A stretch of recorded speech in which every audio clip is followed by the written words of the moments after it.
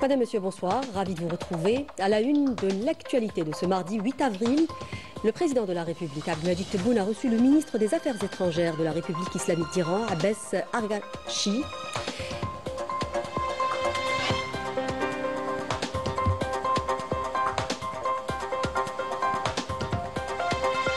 Le président de la République, Abdelmadjid Tebboune, a reçu le chercheur et scientifique algérien Karim Zerrib également.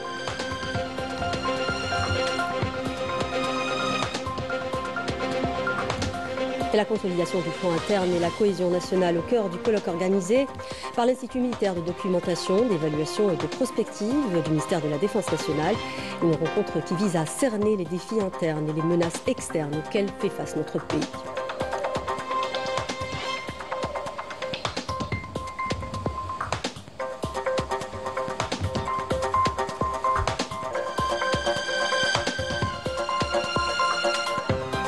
Au Mali, la junte putschiste tente désespérément de dissimuler ses échecs internes à tous les niveaux et maintenir l'état d'inconstitutionnalité, plongeant le pays dans le chaos et la spirale d'instabilité et de dénuement.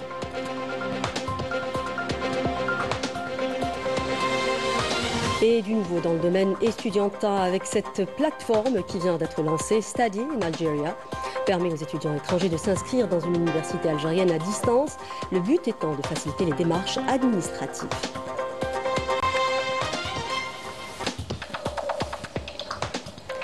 Madame, Monsieur, bienvenue. Le président de la République, Abdelmadjid Tebboune, a reçu ce mardi le ministre des Affaires étrangères de la République islamique d'Iran, Abbas Araghchi. L'audience s'est déroulée en présence du directeur du cabinet à la présidence de la République, Boualem Boualem, et du ministre d'État, ministre des Affaires étrangères, de la communauté nationale à l'étranger et des Affaires africaines, Ahmed Attaf. Je vous propose d'écouter le ministre des Affaires étrangères de la République islamique d'Iran. Écoutons-le. J'ai eu aujourd'hui le grand honneur et le privilège de rencontrer son Excellence, le président de la République algérienne. Ce fut une rencontre très chaleureuse durant laquelle j'ai transmis les salutations les plus sincères de son Excellence, le président de la République islamique d'Iran, le docteur Pezeshkan, ainsi que celle du peuple iranien, et j'ai réitéré l'invitation du président iranien adressée au président Abdelmadjid Tebboune pour effectuer une visite à Téhéran.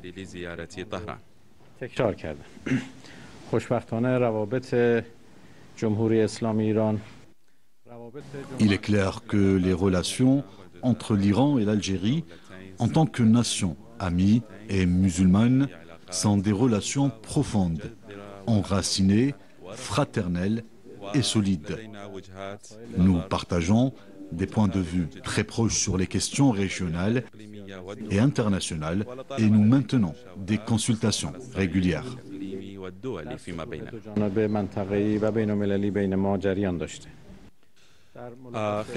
Au cours de notre rencontre avec le président de la République algérienne, nous avons abordé l'ensemble des questions bilatérales, y compris la coopération économique ainsi que les consultations politiques et la coopération au sein des forats internationaux.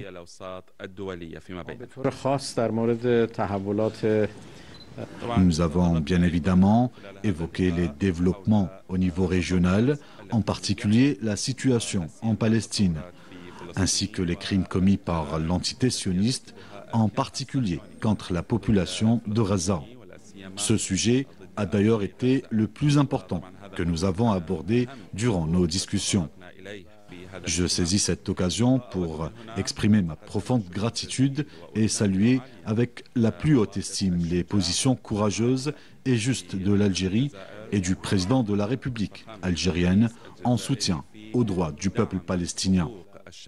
Je tiens également à rendre hommage aux positions de l'Algérie, aux Nations Unies et au Conseil de sécurité.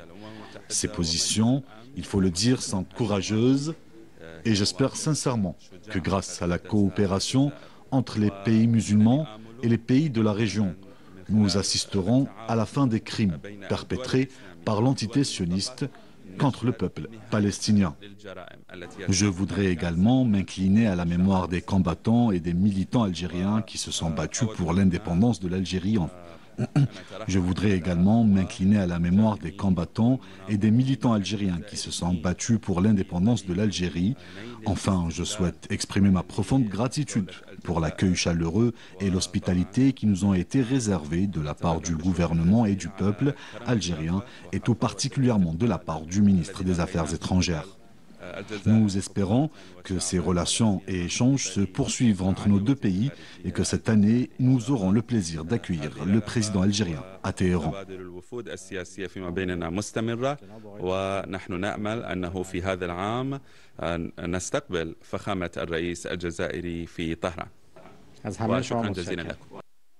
Autre audience, le président de la République Abdelmadjid Tebboune a reçu le chercheur et scientifique algérien Karim Zrib.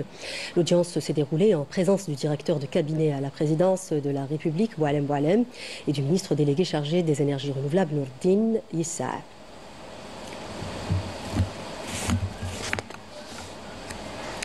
Le ministre, on l'écoute. Abdelmadjid Tebboune على الاستقبال نتاعو اليوم وسمعنا على اطار البطاريات الليثيوم وتحدثنا على المناجم تاع الليثيوم تاع الحديد وتاع الفوسفات لان البطاريات الليثيوم هي تقدر تكون في السيارات الكهربائيه وتقدر تكون في تخزين الطاقه وان شاء الله نحن راح نخدموا مع وزارة الطاقة والسوناريم باش احنا ليطاب الأولى راح تكون كما نقول احنا إنتاج لاسيد فوسفوريك وليطاب الثاني راح تكون إنتاج تاع لاكاتود بس في البطارية عندنا الناقص والزايد والبطارية تاع الفير فوسفات هي فيها الليثيوم وفيها الفير وفيها الفوسفات ومن بعد نوليو لاسيلول البطارية ومن بعد تولي السيارة الكهربائية دونك هدرنا على باش دي بروجي يكونوا كونكري والتشغيل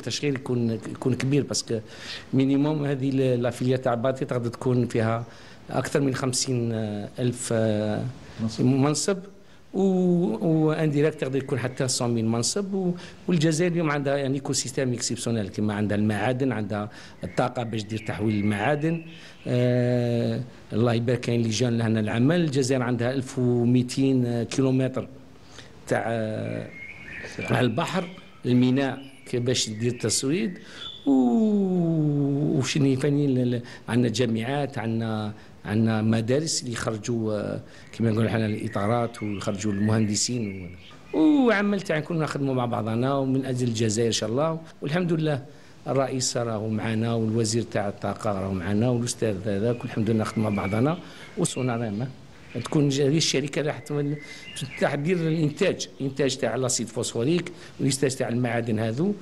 ونحطوا ان شاء الله الجزائر باش تكون سما قويه في انتاج البطاريات هذه الامنه بخي سيكوريتي كوم باتري لي فوسفات وهذو البطاريات اليوم راهو مستعمله مع تسلا مع مرسيدس مع جي ام مع فورد وجميع الشركات في الصين يتيليزيو هذه لاكاتود اللي منها فيها الليثيوم وفيها الفير وفيها الفوسفات وشكرا جزيلا ويحيى الجزائر.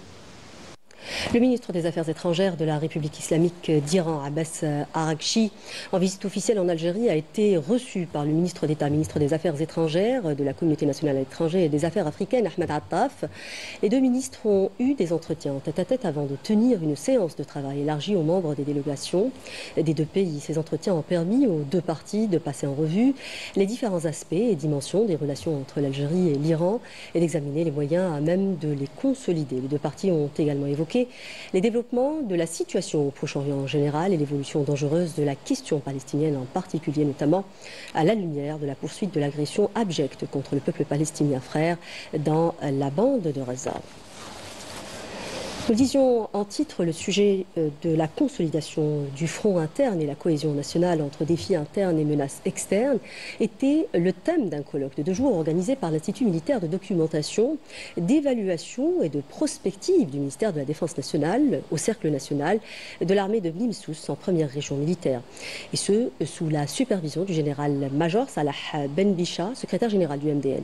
La rencontre s'est tenue en présence du conseiller auprès du président de la République chargé des affaires en lien avec la défense et la sécurité, du président du Haut Conseil islamique, du directeur de l'Institut national d'études de stratégie globale, des chefs des départements et de directeurs centraux du ministère de la Défense nationale et de l'état-major de l'armée nationale populaire, ainsi que des cadres supérieurs de l'État, nous dit Yasmine Massoudi dans ce papier.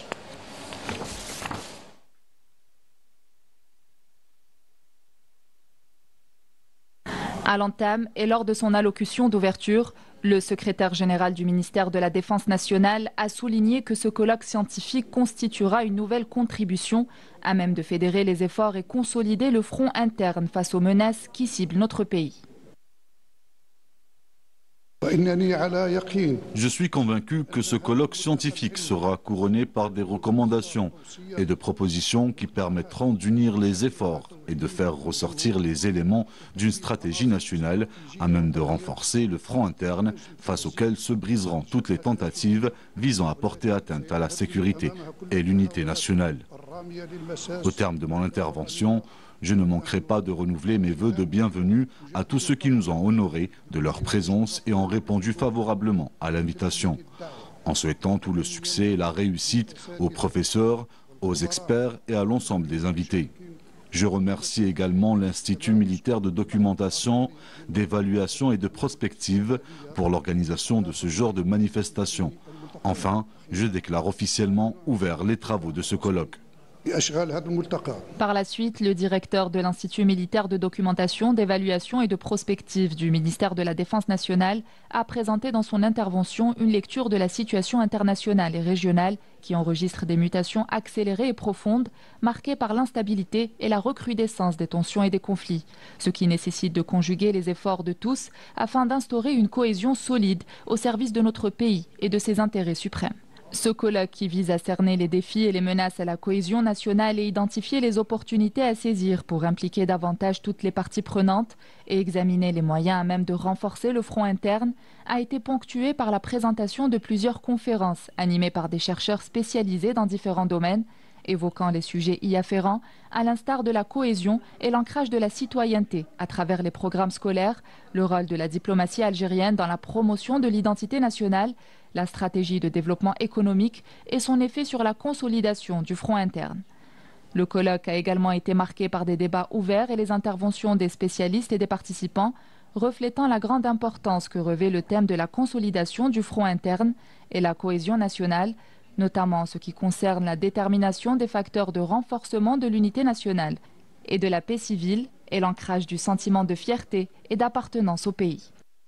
Dans le dernier numéro de la revue El Jaish, l'édito intitulé « Sécurisation du présent pour un avenir radieux » revient sur la célébration de la journée internationale de la sensibilisation aux dangers représentés par les mines. L'occasion pour se remémorer l'un des crimes odieux perpétrés par le colonisateur barbare à l'encontre du peuple algérien, celui de la dissémination de millions de mines responsables de dizaines de milliers de victimes parmi les Algériens qui ont fait montre d'un attachement sans faille à la défense de la terre des ancêtres avec une détermination inouïe, consentant ainsi le prix du sang face à un occupant inhumain qui a posé plus de 10 millions de mines le long de nos frontières et à est à ouest et ouest plutôt. Et parce qu'aucun obstacle n'est insurmontable pour l'Algérie, les défis de part, la volonté d'acier et la foi inébranlable qui animent son peuple, il incombait à notre pays de se débarrasser de ce funeste héritage, ce qui fut accompli par des mains des enfants de la patrie qui n'ont ménagé aucun effort pour s'acquitter de cette noble mission. Nous serions à cette occasion au maître de nous incliner à la mémoire de tous ceux qui, durant cette glorieuse révolution libératrice, ont consenti le sacrifice suprême pour le recouvrement de la souveraineté de l'Algérie et de tous ceux qui, au lendemain de l'indépendance, ont payé le prix pour débarrasser chaque parcelle du territoire national de cette machine infernale. Nous lisions au titre, la junte militaire au pouvoir au Mali use de tous les exutoires et dérivatifs pour s'en maintenir au pouvoir, au risque de plonger le pays dans l'insécurité et l'instabilité. C'est ce que nous dit Emina Saïdji dans ce papier. Regardez. Dans un climat régional déjà tendu, Bamako jette de l'huile sur le feu. Accusations graves, Rhétorique agressive et gestes hostiles, le régime de transition malien multiplie les provocations à l'égard de l'Algérie. Mais derrière cette posture martiale, certains y voient surtout une stratégie de division. Pour la première fois dans notre histoire, le Mali est en situation d'escalade avec l'Algérie. C'est inédit. Et cela est arrivé par la volonté d'un seul homme, le général Assimi Goïta, autoproclamé président, autoproclamé général, qui n'a rien à faire à la tête de l'État malien. Pour faire oublier son illégalité, sa tyrannie à la tête de notre État, il est obligé de chercher des conflits par tous les moyens. Voilà un régime qui ne baigne que dans la boue. Il faut toujours chercher des crises, il faut toujours chercher des problèmes pour exister.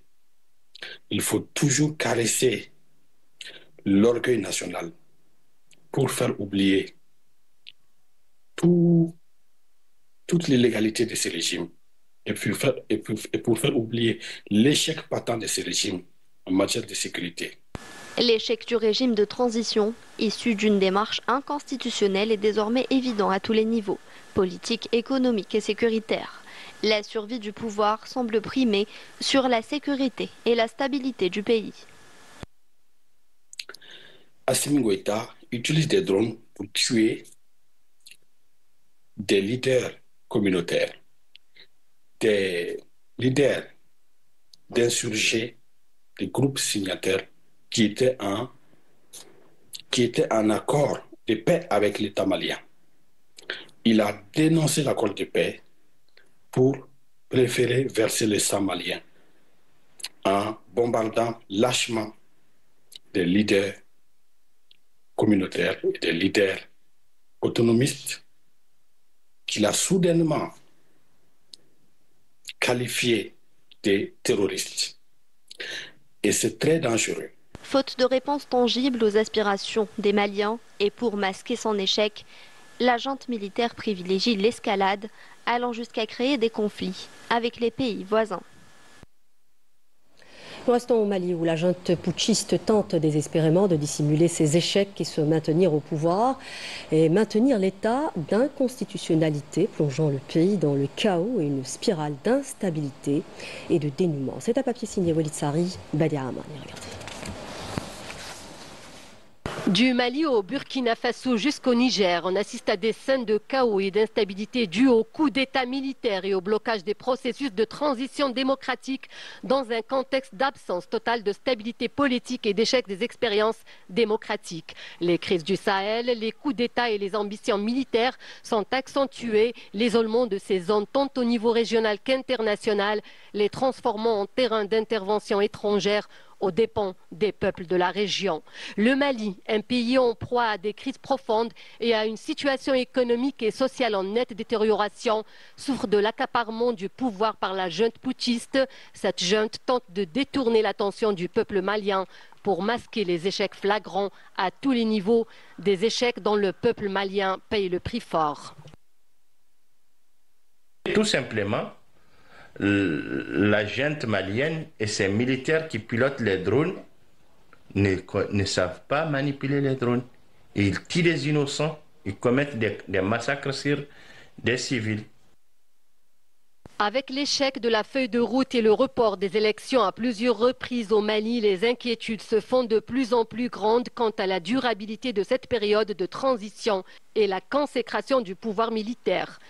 Se fermer à tous les voisins et surtout à cette grande voisine qui aurait pu être protectrice, parce que nous le savons tous, si l'Algérie voulait embêter le Mali, elle aurait pu depuis très longtemps reconnaître l'indépendance de l'Azawad, reconnaître l'Azawad en tant qu'État. L'Algérie ne l'a pas fait. Tout ce qu'elle a demandé, c'était qu'on aille aux élections pour qu'elle puisse être sereine afin de pouvoir négocier un partenaire diplomatique, politique, social et économique. Mais le Mali n'arrive pas à sortir de cet engrenage des conflits à créer avec tout le monde pour ne pas organiser les élections, parce qu'elle n'arrive pas à juguler la crise politique, sociale et économique et surtout sécuritaire. Voilà.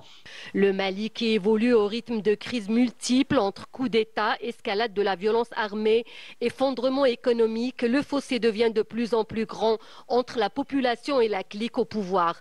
Dans un contexte de pouvoir militaire et des institutions civiles qui peinent à instaurer la stabilité, le pays se voit plongé dans un tourbillon de crise. L'horizon politique étant incertain et en l'absence d'une solution radicale, le développement économique devient difficile.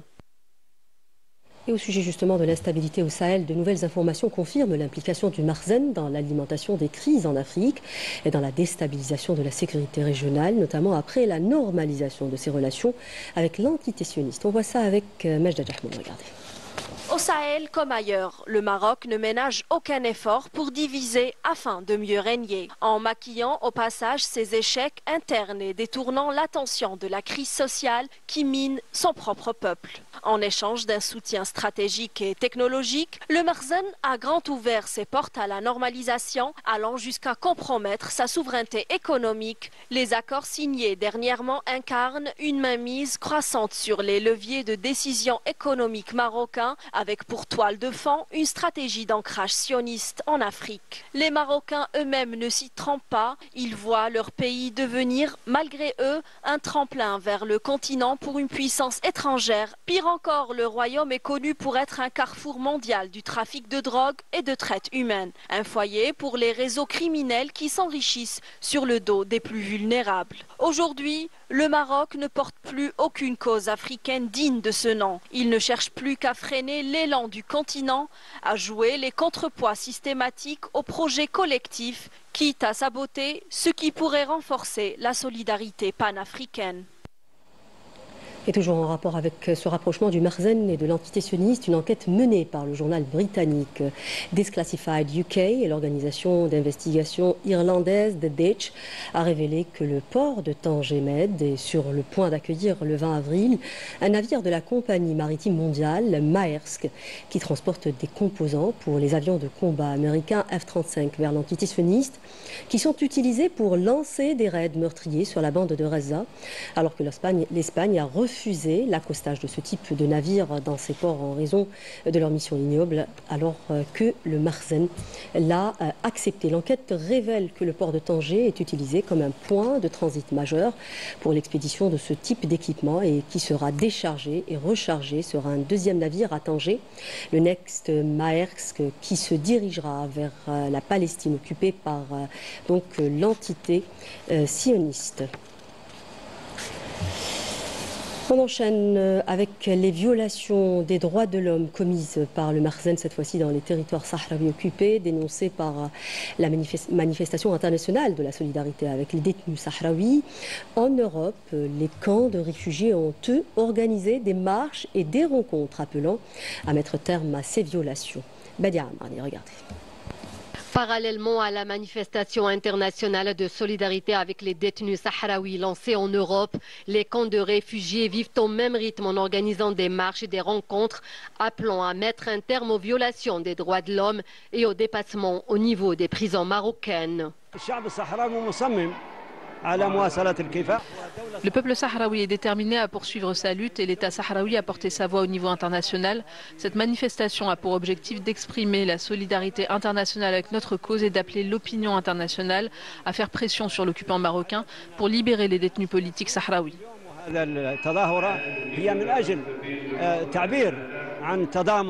Ce sont des enfants du peuple soutenus par le peuple sahraoui et les amis du Sahara occidental à travers le monde.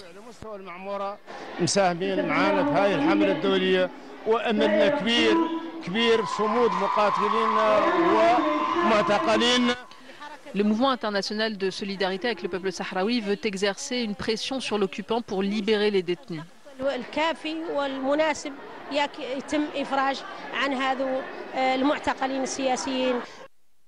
Le peuple sahraoui continue sa lutte pour arracher son indépendance. La femme sahraoui lutte aux côtés de ses frères pour arracher le droit du peuple sahraoui à l'autodétermination et se libérer du joug de l'occupant marocain. Ces détenus ont perdu leur jeunesse dans les geôles marocaines pour avoir lutté pour la liberté du peuple sahraoui. C'est là un énième appel lancé par le peuple sahraoui à la communauté internationale et aux hommes libres de ce monde pour le soutenir dans sa quête de liberté et d'indépendance. Les agences des Nations Unies et les acteurs humanitaires ont présenté ce mardi à Alger le premier rapport annuel du plan de réponse aux réfugiés sahraouis pour 2024-2025. Le rapport lancé fin 2023 fait le point sur les progrès réalisés dans le soutien des réfugiés sahraouis vivant dans 5 camps à Tindouf. La coordinatrice résidente par intérim des Nations Unies en Algérie, Natacha Van Rijn, a salué dans une déclaration à la presse la collaboration très positive et extrêmement importante entre le système des Nations Unies et ses partenaires d'une part et le gouvernement algérien d'autre part, soulignant qu'environ 60% des besoins des financements nécessaires ont pu être mobilisés pour l'année 2024 grâce à l'appui de l'Algérie. Énergie, le ministre d'État, ministre de l'Énergie et des Mines et des Énergies renouvelables prend part à Ravenne en Italie aux travaux de la conférence OMC Med Énergie 2025. Le ministre est accompagné d'une importante délégation comprenant notamment les 2 PDG de Sonatrach et de Sonelgaz. Lors de son allocution prononcée à l'ouverture, Mohamed Arkab a insisté sur l'importance de cet événement énergétique, l'un des plus importants en Méditerranée, compte tenu des défis économiques, climatiques et géopolitiques, tout en rappelant l'excellence des relations algéro-italienne et l'importance de ce type de rencontre dans le renforcement de la coopération bilatérale et la construction d'un avenir énergétique intégré dans la région. Le ministre de l'Énergie a retracé à cette occasion les grandes lignes de la stratégie nationale dans le domaine de l'énergie basée sur le renforcement de la production nationale et la garantie d'une sécurité d'approvisionnement énergétique ainsi que la réduction de l'empreinte carbone. Dans ce contexte, Mohamed Arkab a révélé un programme d'investissement en visant l'augmentation de la production du gaz à un taux dépassant les 200 milliards cubes par an, tout en consacrant une partie pour l'exportation et ce pour préserver la place de l'Algérie en tant qu'acteur stratégique dans le marché international. La conférence était aussi l'occasion de renforcer les relations de coopération avec des sociétés internationales, à l'instar des sociétés italiennes Eni et Saipem, qui ont exprimé leur volonté d'accompagner l'Algérie à travers des projets ambitieux basés sur l'innovation et la transition énergétique. Le ministre de l'Énergie a réitéré à cette occasion l'engagement de l'Algérie pour le renforcement de la coopération avec ses partenaires stratégiques et à leur tête Eni, et ce en vue d'intensifier plutôt les activités d'exportation, de production et du développement des infrastructures. Il a été notamment question du projet d'interconnexion électrique maritime à haute tension entre l'Algérie et l'Italie, Medlink, un projet stratégique placé parmi les projets de l'Union européenne. Le projet permettra d'exporter 2000 MW d'électricité, renforçant ainsi la position de l'Algérie en tant que fournisseur fiable d'énergie, notamment verte. Nous l'annoncions en titre du nouveau dans le domaine de l'enseignement supérieur. Avec cette plateforme qui vient d'être lancée par le ministre de l'Enseignement supérieur, Study in Algeria permet désormais aux étudiants étrangers de s'inscrire dans une université algérienne sans quitter leur domicile. Le but étant de faciliter les démarches administratives. C'est ce que nous dit Rina Lerari dans son reportage. Regardez. Study in Algeria est la toute nouvelle plateforme numérique qui permet aux étudiants étrangers de s'inscrire dans des universités algériennes sans avoir à se déplacer. Lancée dès aujourd'hui par le ministère de l'Enseignement supérieur et de la Recherche scientifique, elle vise à garantir un traitement plus fluide, plus rapide et plus transparent des candidatures venues de l'étranger. Study in Algeria est un projet stratégique au service de l'économie nationale, de la diplomatie scientifique, des échanges culturels et de l'attractivité et de la visibilité de l'université algérienne. L'objectif est de faire de l'Algérie un hub régional et continental en matière d'apprentissage, d'innovation. Ainsi, l'université algérienne deviendra plus visible, plus attractive, plus innovante. L'université algérienne, forte de son expertise et de ses efforts constants pour moderniser les programmes et promouvoir la recherche, s'impose parmi les institutions prestigieuses. Des progrès qui renforcent sa position en tant que moteur de développement et d'innovation, faisant de l'Algérie une destination académique de plus en plus attractive. L'Algérie, qui accueille déjà depuis plusieurs années de nombreux étudiants étrangers venus d'Afrique, du monde arabe ou encore d'Asie, espère offrir une vitrine plus accessible à son système universitaire grâce à cette avancée technologique. C'est un honneur et une fierté pour moi d'étudier dans l'université algérienne qui nous a ouvert ses portes et a mis en place un environnement motivant pour ses étudiants. En plus de cela, les autorités nous facilitent davantage les inscriptions grâce à ce nouveau portail numérique qui rend les démarches encore plus accessibles. En tant qu'étudiant étranger, je me sens chez moi en Algérie.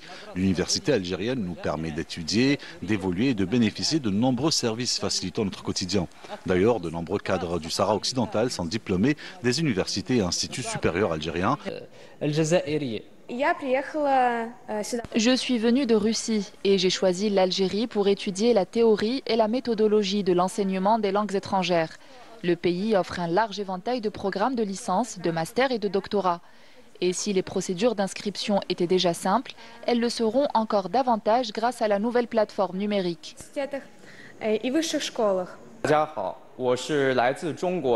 Je m'appelle Liu et je suis venu de Chine afin d'étudier la langue arabe à l'université d'Alger 2. Les étudiants étrangers bénéficient de plusieurs aides, notamment d'un soutien financier pour les frais de scolarité, le logement, la restauration et le transport. J'étudie les sciences de l'information et de la communication à l'université d'Alger 3. Les procédures de visa pour venir étudier ici sont très simples, ce qui fait de l'Algérie une destination idéale pour les étudiants internationaux. À travers cette plateforme numérique qui s'inscrit pleinement dans la dynamique de modernisation engagée par le secteur de l'enseignement supérieur, l'Algérie entend renforcer son attractivité académique afin de s'imposer à terme comme un véritable pôle régional de formation, devenant une destination de choix pour les étudiants étrangers désirant suivre des cursus universitaires de graduation et de post-graduation. Sport football, le Mouloudia d'Alger joue sa survie continentale demain à 17h en quart de finale. Retour de la Ligue des Champions face aux Orlando Pirates. Les supporters, eux, ont déjà répondu présent jusqu'en Afrique du Sud. C'est ce que nous dit Fethi Bendali dans ce sujet. Regardez.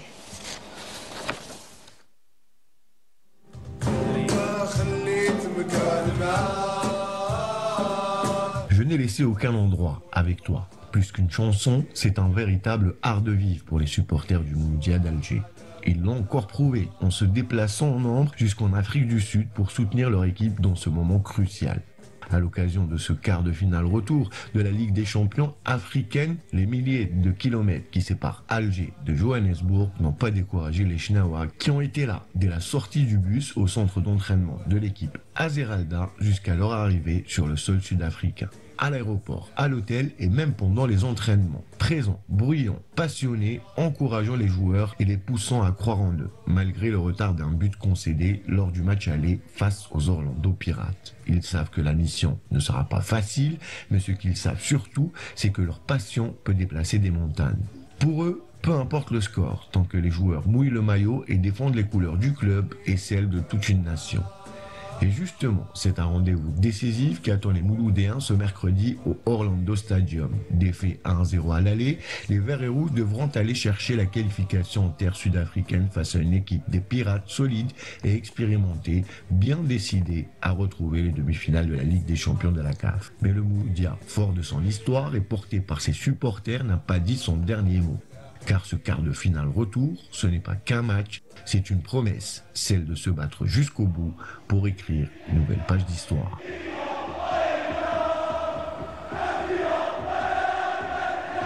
Et le football continental continue de rythmer l'actualité. Demain, 2 clubs algériens s'affrontent en quart de finale. Retour de la Coupe de la Confédération, l'USM Alger et le CS Constantine. Et le match aller s'est soldé par un nul, un but partout. Un résultat qui donne un léger avantage aux USMistes avant la manche retour prévue demain soir, 20h, au stade du Saint-Julier.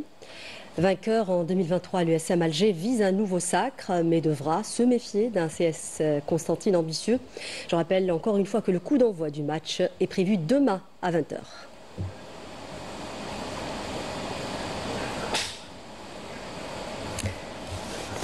Et avec ces images, on arrive à la fin de ce journal. Merci de nous prêter attention. Prochain point avec l'information à 20h en langue nationale. Quant à moi, j'aurai le grand plaisir de vous retrouver demain à 19h. Bonne soirée.